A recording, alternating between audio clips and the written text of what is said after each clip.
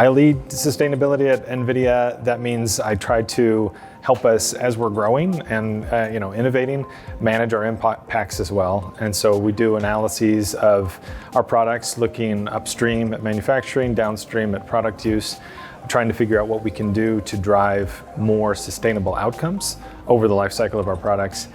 And because of where we sit in the value chain and because of the types of products that we make, that typically means focusing really on how we can make our chips and our systems more efficient so that the downstream use is as manageable as possible, and then opening up our opportunities for AI to help solve some of the biggest sustainability challenges, because AI really is a fantastic tool for addressing sustainability outside the bounds of data centers. Yeah, it's been a wild ride. I've been there for about 2 years now, but I feel like it feels a lot longer because so much is happening. The pace of innovation is so rapid. But yeah, it's a really exciting company to work for, a real success story, I think, for AI, for the country, and for technology generally.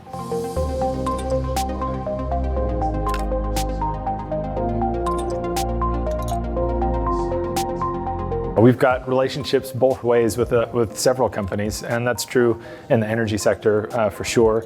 We help them become more efficient with generating power, with delivering it, using existing resources, maintenance, and all of that, lower their OpEx, and also helping integrate renewables and intermittent energy sources, battery sources. It's really complicated to operate a modern grid. And anytime you've got a complicated electronic system, AI is usually really valuable in helping you.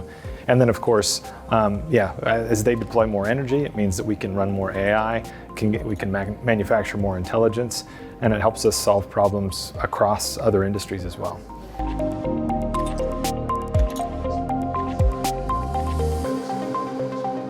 The simplest explanation, and it's only a little bit useful because it's relatively abstract, but just talking about creating intelligence. I mean, that idea, you're creating some information, some intelligence that is useful. At the conceptual level, that's kind of really what we're doing. And a lot of people do have familiarity with ChatGPT, going back 2.5 years or so. But a lot of that engagement so far was early on in ChatGPT's history. So they're familiar with creating maybe images that don't look like exactly what you wanted, or giving you answers that have some hallucinations in them, not very useful. But again, the pace of innovation is so rapid. The most useful thing I feel like I can do for people to help them understand AI's capabilities is to just keep using it and use the new models, because the capabilities are increasing so rapidly. It's hard even for somebody who's in this business to keep up with how quickly and how significantly those models are getting better. And then the other thing to mention is that the consumer application of these chatbots is only a tiny piece of AI's potential. The commercial applications of it are where we see some really significant positive impacts in terms of improving energy efficiency and solving huge problems, material science and drug discovery. There are already significant accomplishments made there that are outside of the chatbot side, and that's what we engage with, that's what we think of.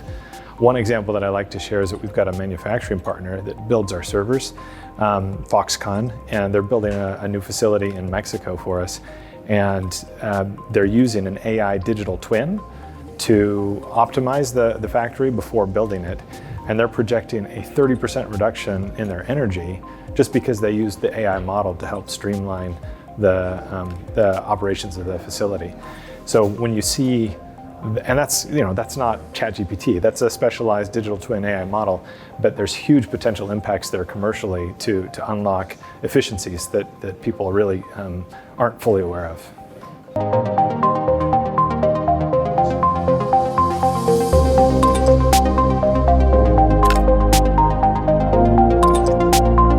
Well, the biggest thing for me, because I'm in sustainability, is I really feel like AI has the most potential to help us solve really big sustainability problems compared to any other technology or innovation we've had.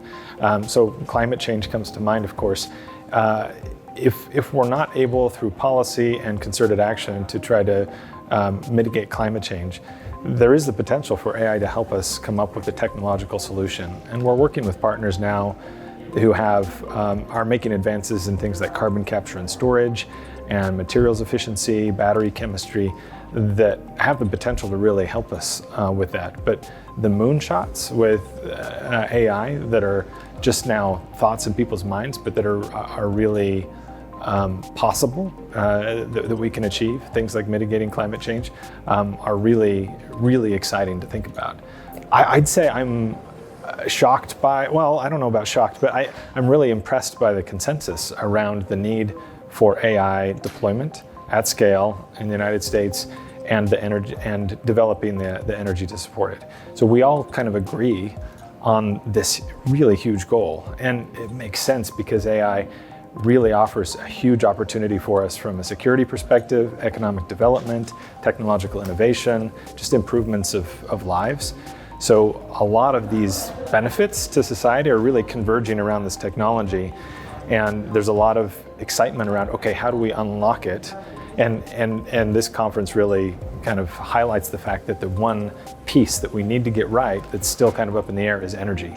Are we going to unlock enough energy in the United States to really meet this demand and capture this opportunity for the country?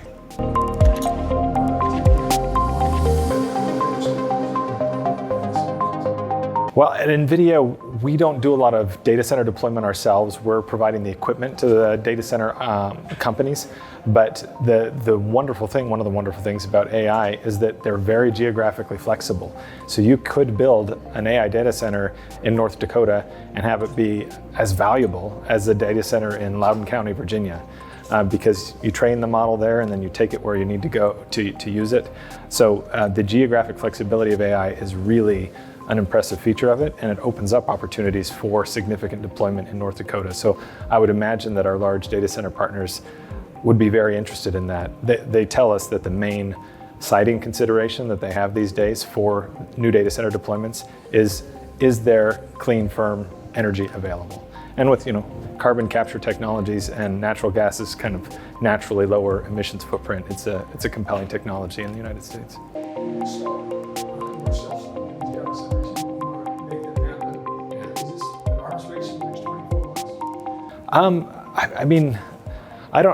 I wouldn't call it an industry-wide arms race. I mean, there are geopolitical issues involved, but we're seeing just a lot of demand, and that makes sense because if at the end of the day what you're able to create is intelligence, there's basically an insatiable demand for intelligence. And so we'll continue to innovate to make our chips more powerful and more efficient. They get much more efficient each cycle, but we don't see a plateauing of demand at all because there is so much value to be captured if you continue to build out these AI factories.